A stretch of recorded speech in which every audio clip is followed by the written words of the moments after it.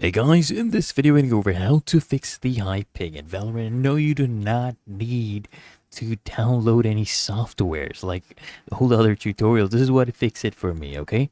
So what you want to do first is you want to go ahead and right click on your start icon, go to your task manager, okay? There's a lot of softwares that I found were actually sucking up my internet. So once I open this up, I'll show you how to identify those. So here you see network, right? So I had some applications, softwares. So here, this one is taking 0.1 Mbps.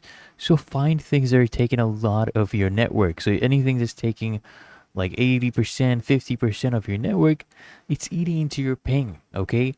It is reducing your speeds because your bandwidth is being hogged up. So get rid of those. So how do you get rid of those? For example, let's see, it's this one right here.